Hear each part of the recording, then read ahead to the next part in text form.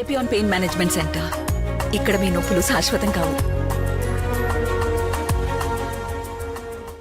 నమస్కారం అండి, నేను senior consultant and interventional pain physician from Epione pain management centre, Hyderabad. ఇవాళ మనము సేక్రోఇలియాటిస్ గురించి మాట్లాడతాం. మనం చూసినట్టయితే నడుము నొప్పుల లోపల second most common cause of లో బ్యాక్ ఏక్ అంటే సేక్రోఇలియాటిస్. అసలు ఈ సేక్రోఇలియాక్ జాయింట్ అంటే ఎక్కడ ఉంటుంది? మనం స్పైన్ని చూసినట్టయితే స్పైన్లో చివర ఉన్న బోన్ని అంటే ట్రయాంగులర్ బోన్ని సేక్రమ్ అంటాం. ఈ సేక్రంలో 5 బోన్స్ ఉంటాయండి, S1, S2, S3, S4, S5. ఈ సేక్రము మన తొడబోను అంటే ఇలియాక్ బోన్ తోటి ఎక్కడైతే జాయింట్ అవుతుందో దాన్ని సేక్రోఇలియాక్ జాయింట్ అంటాం. ఇటు రైట్ సైడ్ ఉంటుంది, ఇటు లెఫ్ట్ సైడ్ సేక్రోఇలియాక్ జాయింట్ ఉంటుంది. అయితే రొటీన్గా ఏంటంటే మన నడుము మీద పడే ప్రెషర్ అంతా ఈ సేక్రోఇలియాక్ జాయింట్ ద్వారా ఈ ప్రెషర్ ట్రాన్స్మిట్ అయ్యి ఇది మన కాళ్ళ భాగానికి తొడ భాగానికి వెళ్తుంటుంది. అయితే ఏదైనా రీజన్ వల్ల ఈ సేక్రోఇలియాక్ జాయింట్ దెబ్బ తగిలినా కానీ ఇన్ఫ్లేమ్డ్ అయినా కానీ, అంటే ఎస్పెషలీ ఇన్ఫ్లమేటరీ కండిషన్స్ లైక్ కీళ్ళవాతం లోపల ఇలాంటివి కావచ్చు. అండ్ లేడీస్లో చూసినట్టయితే ప్రెగ్నెన్సీ అప్పుడు ఏమవుతుంది, ప్రెగ్నెన్సీ లోపల ఎప్పుడైతే పెల్విక్ స్ట్రెచ్ ఉంటుందో అంటే బేబీ బయటకు వచ్చినప్పుడు పెల్విక్ స్ట్రెచ్ ఉంటుందో అప్పుడు ఈ సేక్రోఇలియాక్ జాయింట్ ఎఫెక్ట్ అయ్యే ఛాన్స్ ఉంటుంది.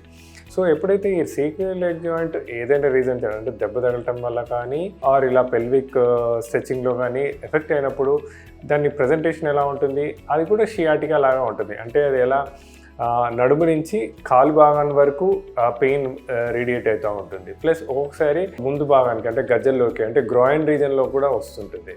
అండ్ దీని సిమ్టమ్స్ కూడా ఎలా ఉంటాయి, కూర్చొని లేవడం చాలా కష్టమవుతుంటుంది. కూర్చొని లేచినప్పుడు ఎస్పెషలీ అర్లీ మార్నింగ్ కూడా పడుకొని మంచం మించి లేచేటప్పుడు చాలా ప్రాబ్లం ఉంటుంది. అర్లీ మార్నింగ్ స్టిఫ్నెస్ లాగా ఉంటుంది.